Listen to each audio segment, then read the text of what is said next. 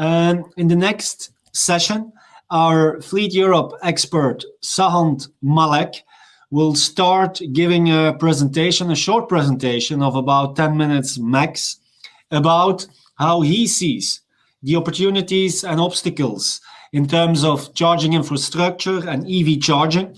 And after that, we will continue with Sahand and with executives of EV Box and ChargePoint with a discussion how to better serve fleet and logistics managers when it comes to fleet electrification and charging possibilities. So please stay tuned. We are now going to listen to Sahand Malek. Hello, Sahand. Hi. Hi, Stephen. How are you? I am doing fine. I hope you too. Yes. It's great that you can be with us from the UK and share some insights. Sahand, I think that you have a short presentation ready. I am going to stop sharing my screen so that you can start sharing yours. I will let you know if everything is fine here on the screen so that you can start doing your presentation. Is that okay? Yeah, sure. Thank you. Okay. Okay.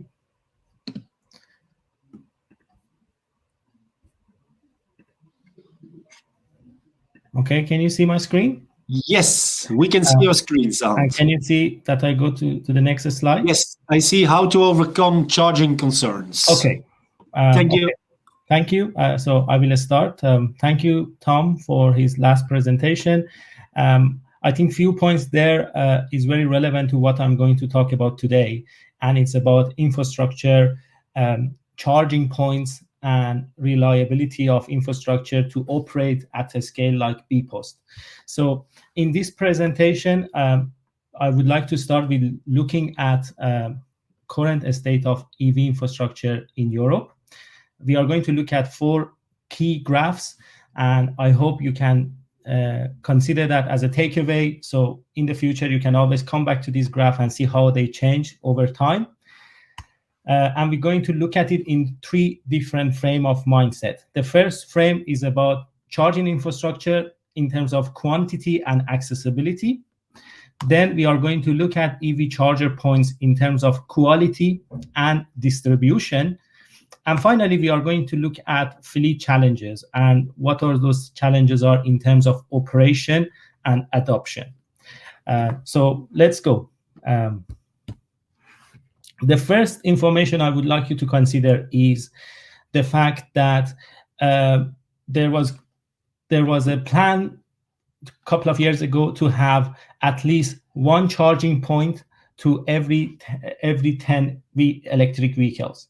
This was how European Commission planned to distribute electric charging in Europe. However, with the recent adoption of EV cars in the last year or so, that 1 charging point to 10 EVs is not going to be enough. Many countries are already above that. So they have more cars for EV, more cars for charging point, which is not something good. This is a very interesting information to look at because you can always compare a volume of electric vehicle compared to charging point in that country. And since it is normalized based on inhabitants, it's a relatively interesting chart to look at and understand the status of each market. I'll give you an example here that, for example, in Netherlands, they have the highest number of public charger points per electric vehicle. Opposite to that is, for example, UK, which needs more charging point right now with the number of electric vehicles. Okay, so this was the first one. Let's go to the next information that I think we should all consider when we talk about EV infrastructure. And it's about distribution of these charging points. So because we are living in a connected world, we want to have complete journeys. We don't want to just stop at the border because we cannot charge our cars. So let's look at the distribution here. Unfortunately, the distribution of charging points is not very even. So if you look at the orange bars, these are the charging points in each country. And Netherlands, Germany, France, and Italy account for 65% of electric charging points in mainland Europe. This is a bit concerning because if you want to have a continuous journey, you cannot complete that journey in neighboring countries. So this is another important piece of information we should consider when we are talking about EV infrastructure. Okay, now that we looked at quantity and distribution, now let's look at the quality of these charging points. This is another piece of information that I think is very important for us to consider, that just 1 in 7 charging points in Europe is actually a fast charger, which means all of those charging points are normal charging points, and they are not fast chargers. But we know there is a higher demand for fast charging because people just want to have a seamless experience as they might go to the petrol station. They don't want to wait for longer than 5-10 minutes, and they want to carry on with their business. So that is another part of equation that we should consider. Many of the infrastructure investment is now going to changing some of the old charging points to the fast and ultra fast charging points. However, the number is not very great. So this is the situation right now. Okay. So perhaps now we can look at how they are distributed again in that quality. Here I would like to show you a map. And in this map, you can see the blue dots are fast chargers. You can see this the blue banana in Europe that connects Germany, Italy, side of France. You have plenty of the fast chargers and ultra chargers, but it's not spread equally in other countries and cities. So we need to consider a way to go towards more balanced supply of these chargers.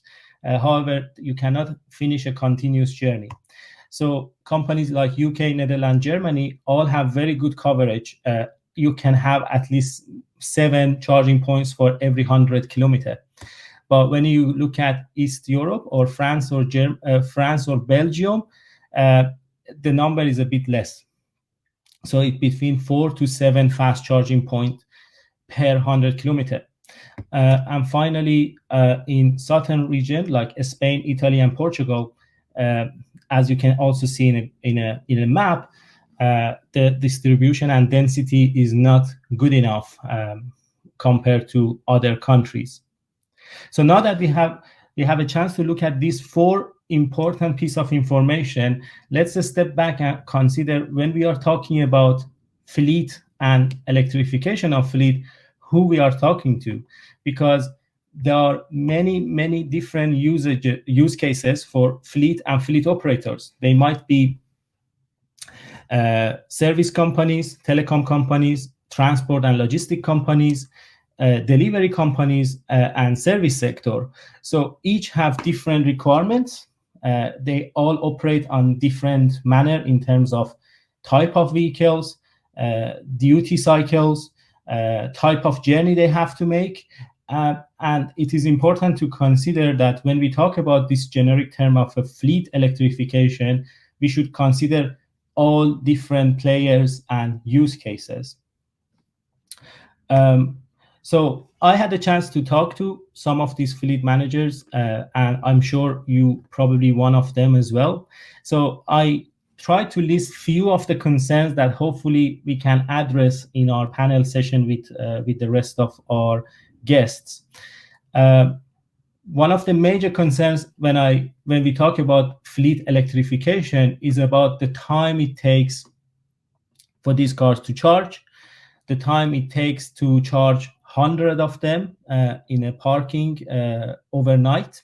So that is basically one of the major issue for many companies. Another one is about lacking trust in infrastructure, and we've seen that the distribution is not that great. So for long trips, there is always a problem. And to some extent, there is a lack of trust in terms of charger providers. So because many fleet companies and the logistic companies are trying to reach to their operational excellence, to be completely efficient. And now you are introducing new equation which can change those efficiency in their operation. So that is another point to consider. There is also lack of transparency in terms of cost and investment costs for having a charging points at your offices, the cost of energy. Then that goes to how then you can reimburse your drivers in a fair way. If someone charges in Netherlands and another one charges in Belgium, how can you have a fair reimbursement system that you can have right now with fuel?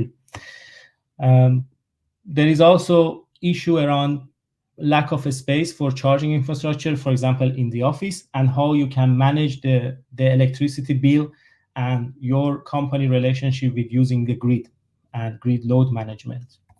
And the last point is about drivers. So there is also a big equation in electrification of the fleet when you should consider that many drivers might not yet ready to drive electric cars. They might like the old ways, or they love to do it, but they have limitation in terms of accessing to charger points at their home or in their routes to go to work or to job. So perhaps if I want to summarize the presentation in 3 bullet points, I would like us to think about this following. The first one is, as you've seen, the next 5 years is going to basically finding the balance between number of charger points and how we are going to distribute them. Because otherwise it's not going to be a sustainable system if you think of Europe as a one big platform. The next one is about electric car and the recharging of electric car should be transparent and straightforward for consumers. It should be very similar that you are refueling a car at a pump and station, and it depends on the fast and ultra fast charger points. Otherwise, no one wants to wait 45 minutes for one trip every time. And I believe, based on some of the concerns I listed on the previous slide, in reality, we are looking for something fast, accessible, and reasonably priced. Because at the end of the day, in fleet, we all try to be efficient. So by introducing new equation to our operation, we need to make sure it is reasonably priced and is accessible to all drivers. Okay, Stephen, at this point, I think we can start looking at couple of questions that I think would be interesting to talk to our guests. Do you think that we should invite our guests, Sahand? Yes, of course, because I think it would be interesting to also hear from them, because from infrastructure, we can always think of how you can operate your fleet with confidence and how you can fulfill your duty of care to your drivers. But I think there are questions that perhaps our guests can answer better. Good. I see that our guests are popping up in this room. André Bloemendal of ChargePoint. Hello, André. I hope that you are doing well. Hello. Yeah. Still okay. Doing well. Thank you. Good. And we also have Bjørn Utgård of EVBox. Hello, good afternoon. Hi, how are you? I am doing fine, and I hope you are doing as well. Gentlemen, welcome to the Connected Fleets Conference. We have with us our Fleet Europe expert, Sahand Malek. He has just given us a short presentation with some insights. There are, of course, a few topics that we would like to discuss, but also to the audience. If you have questions related to fleet electrification and charging, then please ask your questions via the chat function so that we can moderate the most interesting ones. Gentlemen, the first topic that Sahand has explained is about the fact that we need more EV charging points across Europe if we look at the estimations of electric vehicles that will come in the near future? Perhaps to start with André ten Bloemendal, is that correct? And are we going to get more charging points? Well, I hope so, because then we are in business, like my colleague is, by the way. So we both hope, Bjørn, I think that is the case. But to come back to the question, I think what strikes me a little bit in the presentation of Sahand is that there is a lot around public charging.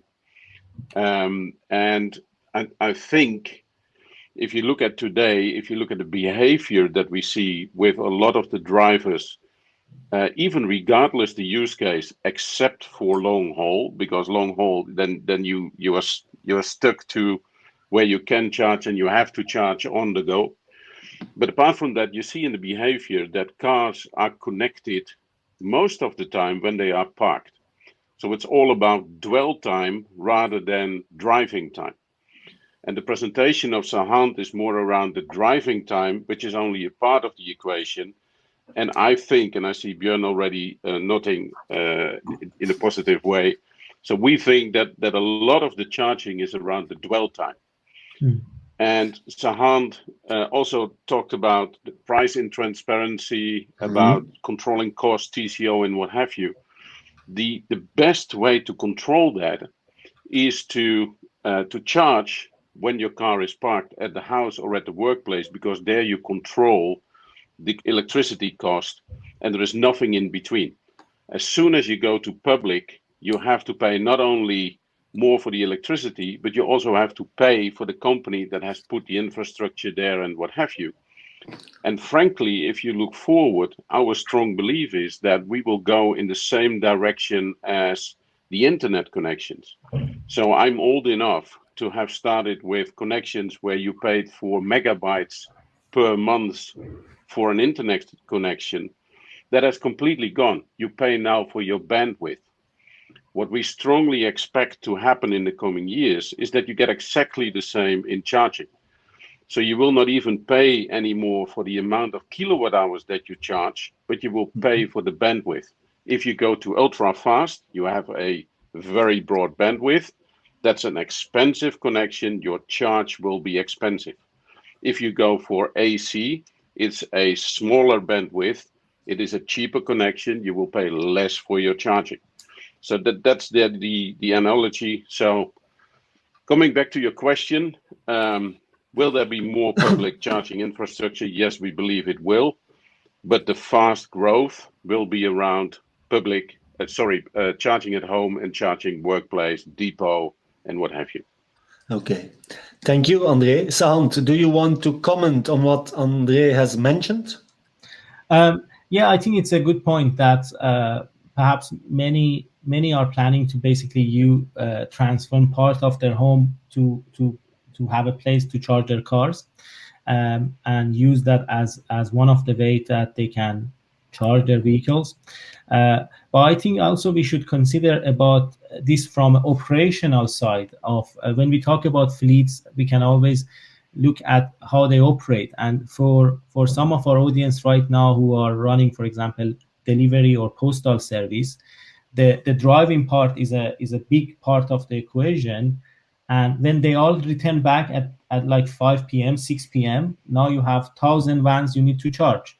So not everyone wants to take that home, and they much prefer to park it in their office place. So perhaps it would be interesting to also hear that at a scale. So I 100% agree with André in terms of home usage and home perhaps private charging points. But let's talk about how they see the future in terms of companies. Yes. So Bjørn, perhaps for you to answer that one, I can imagine that you are aligned with what André has mentioned already before. If we are now looking to the message that Sahand is putting on the table in terms of how to deal with those peak times when those vans are coming back into the office with hundreds and thousands, how do you see that happening? Well, thanks. Well, I first totally agree with what André said, and it's also I see this a lot where people have the fuel station analogy when they go into this, and they think about the fuel station. Oh, but it's such a slow fuel station. When in fact the charging actually takes you maybe a minute. You may ask. Well, that's about the time it takes to plug and unplug. And as long as you match the power level with the dwell time, you're fine. And I think that's a good segue into talking about this peak, right? Because if you have vehicles coming back, and the first point I want to make is if you look at the average cars on sale today, the range is about 350 kilometers. Even on a winter day, you're going to be north of 250 kilometers. And if you then look at the number of vehicles that run much more than 250 kilometers per day, it's not that many. Yep. So the charging away from the home base, you're going to see that more for taxis in the car segment, right? You're going to see that for regional logistics, where you drive the hub and spoke type of model, drive 4.5 hours, charge quickly, and then go on with 4.5 hours. But when it comes to then managing the charging at the depot, managing that power level, if a vehicle comes back at 6, as in your example, right, it's going to go out at 6. So then it has 12 hours to deliver the energy that it needs. And a vehicle that drives 250 kilometers will consume somewhere around 40 to 100 kilowatt hours in this LCV segment, right? And that means that you only need less than 10 kilowatts per vehicle. And so then it's not really such an issue as long as you can balance that out over time. And that means if you have 100 vehicles, you're looking at a megawatt of power. That's a lot for a parking lot, right? But it's not crazy.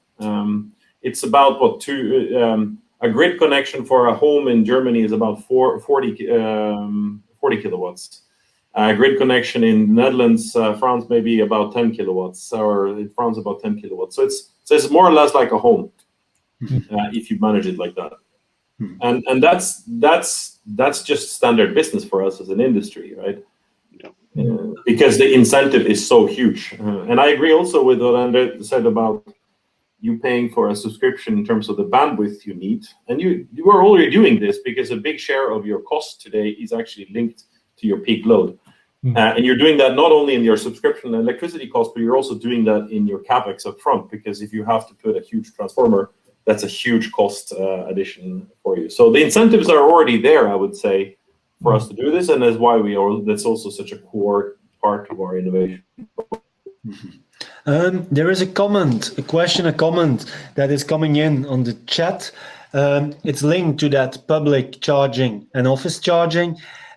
Isn't it so that the majority of the people do not have the possibility to easily charge at home? They perhaps don't have a garage, they live in a flat, etc. So actually the public charging infrastructure is needed more also for people in business to be able to charge their vehicles at a reasonable price. Yes or no?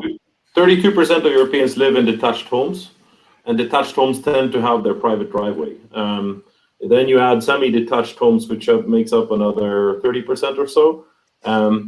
So about half of Europeans can pretty easily get charged at home. Then there's the other half. Countries like Spain come to mind, where only 17% live in detached homes.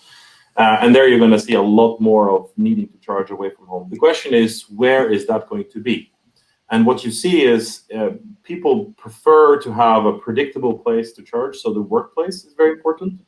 And you also see destinations like retail, kind of more. There's a question, are you going to have one charger at every supermarket?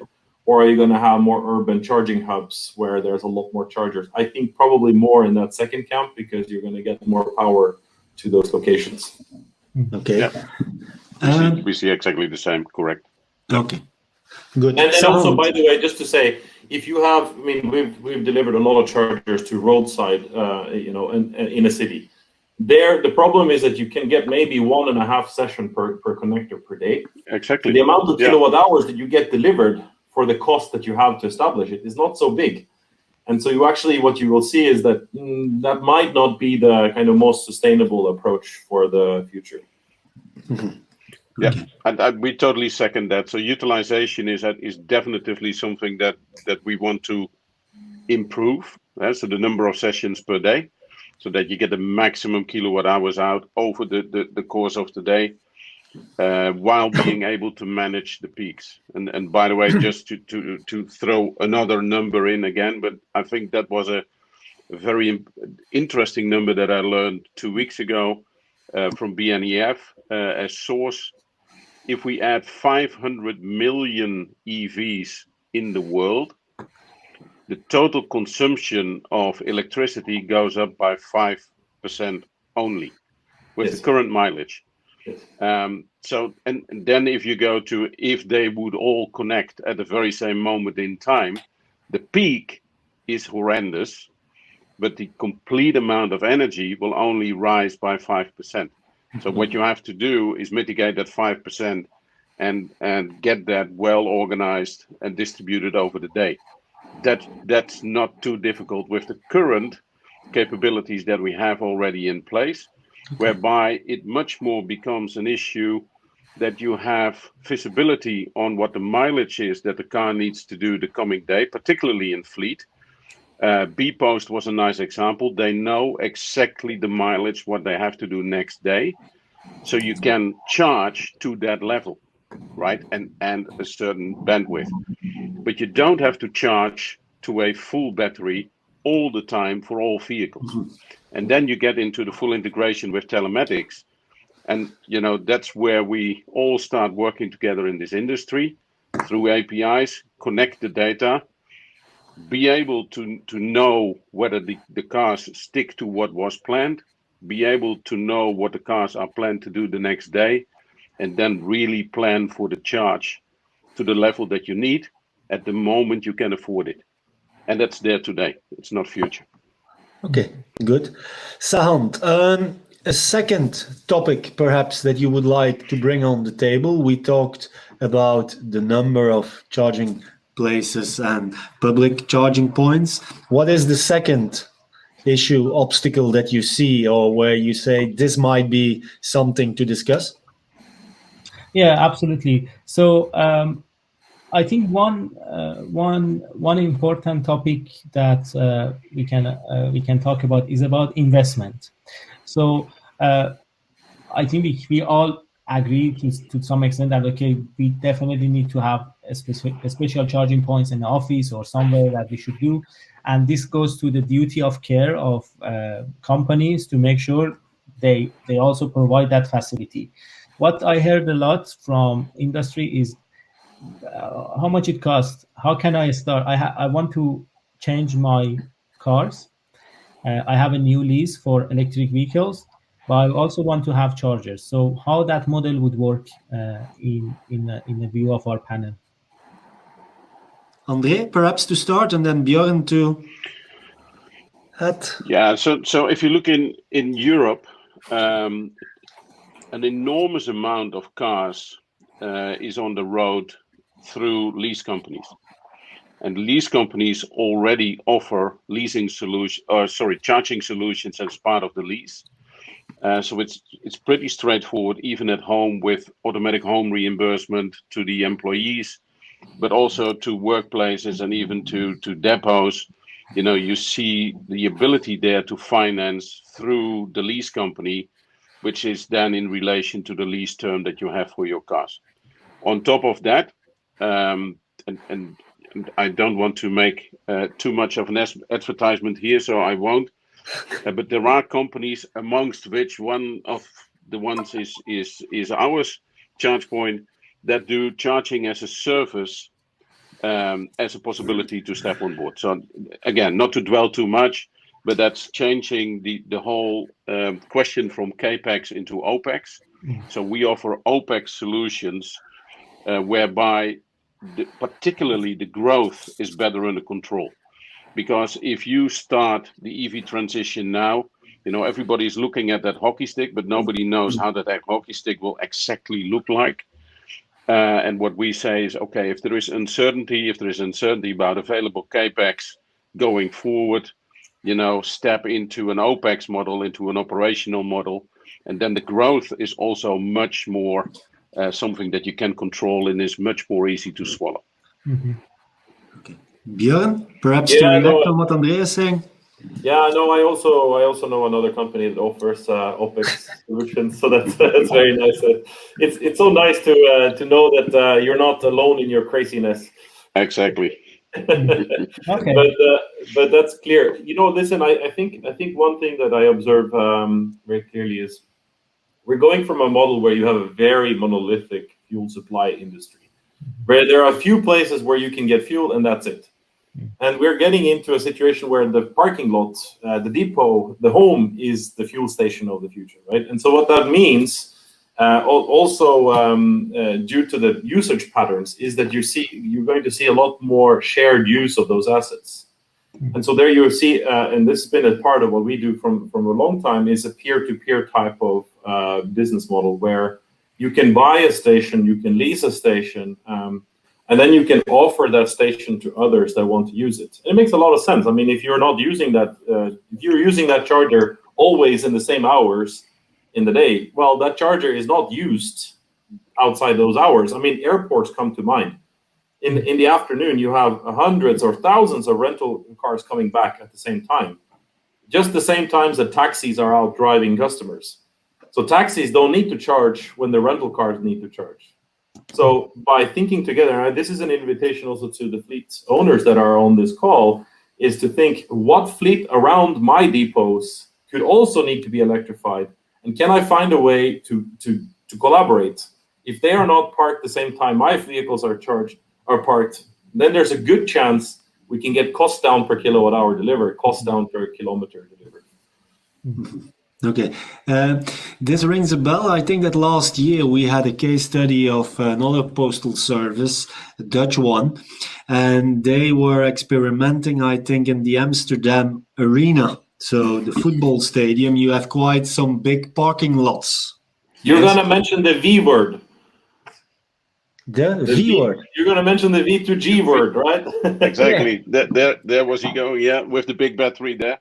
Yeah, clearly. And so they are using at night when the parking lot is closed, they are using that facility for their own vehicles. So there is, let's say, a collaboration to make things more efficient for both parties. So I have the impression that also you see an opportunity for other companies in doing the same thing, to look a little bit outside and see what kind of collaborations are possible and how we can create mutual efficiencies. Is that correct, André? No, absolutely right. And one of the things that come to mind, and it was also hinted at by Bjørn. So what we see now is the what we will call a mixed use case, even in retail. So you have, depending a little bit on the country and type of city, but you have a lot of retail outlets in cities that have their own parking places. They want to have the ability for customers to charge there. Often they start with loyalty programs. There are some big ones that do it European-wide already. So when you take your groceries there, you can charge for free and what have you. But at 9 o'clock in the evening or 8 o'clock in the evening, they close generally, latest. And then there is a lot of people living in that surrounding who want to park overnight and want to charge as well. There is nobody going into that retail store. And there is people living there that at this moment in time are not even allowed to park there. And also there you see these kind of what we call mixed use cases, whereby the people living there, and you get very interesting interaction there. And actually it goes to the benefit. And also cities are very interested in that because they take care of their parking problems. And as the question came out of the audience, do people all have the ability to have a charger at home? No. And this would be a kind of solution or a probable solution whereby a lot of people can charge there during daytime. You can even co-own it. So there are financial models around it. So there is a lot of things that you can do there. Yeah. No, and that plays really nicely into to understanding the fundamental economics of charging, right? Because there's quite a lot of cost. Easily 50% can be fixed cost, because that's your capex and that's your grid connection cost. And so then just getting more kilowatt hours to split that cost on is a no-brainer. But the interesting aspect is how do you actually bring these consortiums of different users together? And that's why I think it's very important to have a good relationship with local authorities are obviously there, real estate companies, but generally just entrepreneurial people that understand that sometimes making the problem a bit bigger makes it easier to solve. Okay, good. A third topic, perhaps, Sahand, Malek. Is there another one that we need to address to this expert panel? Yes, of course. I think we are in a connected fleet conference, so it would be wrong not to talk about the potential opportunities of connected data to charge vehicles. There are some good suggestions, for example, that you don't need to charge your car a full amount. Either you know the mileage, or you know perhaps the driver behavior and the way they use the car, the charging level real time. So let's explore that a little bit with our panel and their view of how they can actually use existing telematics data and help the electrification and the operation around charging and maintaining the cars. Okay. Someone would like to start? How does your company use data and will use data in the future to make the charging and transparency around charging even more seamless than it's already today? Perhaps Bjørn to start? Well, so one of the obvious things is just the setting up of roaming agreements, which Netherlands have been a prime example of for a long time. Starting actually out with executives from Amsterdam saying, "Hey, when I go to Rotterdam, I want to be able to charge my car so I can get back home." And that's a very important part also of driving the business case, because in the Netherlands today, it actually is pretty easy to calculate home an investment case for a charger, because you don't have to worry at all about selling the capacity, because the roaming network is so well built out that you don't have to have your own app. You just have to make sure that your chargers are visible on the other MSPs, on the MSPs apps, right? So that's kind of an obvious thing, and frankly, that's where our focus is primarily at the moment. Although there are a lot of additional nice potential benefits from charging, like integrating with energy systems and whatnot, the number one job is to make sure that there are more chargers deployed and that they make monetary sense, and that's why our focus is on that kind of roaming sharing of information. Okay. Now, if you look forward, commercial vehicles are very interesting because they if a charger isn't, they have to be preconditioned, they have to have the right temperature in the battery in the morning and things like that. So you start to see much more fleet system integrations as well. And we're also working on that with partners, of course, where you can start to say, I need to optimize for the grid side of things, but I also need to optimize for the battery life, for the preconditioning and stuff like that. But very early days still. Okay. André, what is your vision on the use of data? I can second the whole roaming, extremely important, and that indeed increases the utilization once again. As I indicated, we fully integrate with telematics companies, so that provides the right data for the usage of plannability and those kind of things. What we also do, and you see an increasing, and that's not only us once again, but you see an increasing demand in integration into the car systems. So if you look, for instance, at Polestar, if you look at Daimler, they integrate. If you look at Apple CarPlay, you have integrations with those. So you see an increasing amount of integrations going on, whereby the customer experience is more seamless, not even in your mobile phone, but seamless integrated into the car, which considerably helps, and of course then opens up a lot of opportunities with also the car connection that is already there. And of course we have as a dot on the horizon in the industry, we go to what we call ISO 15118. Forget about the number, but that's a new standard in which communication between vehicle charging stations, potentially even the grid, will be further explored. And there you get automatically a further integration whereby more and more data becomes available for either planning purposes, TCO purposes, TCO influence purposes, behavioral influence on your employees or the cars, etc., etc. So there is a lot coming there. Okay, thank you very much. Gentlemen, unfortunately, we need to end the session here. Thank you for your time. Bjørn Utgård and André from Bloemendal, good luck with your EV adventure. And thank you very much to ChargePoint and to EVBox of being with us today.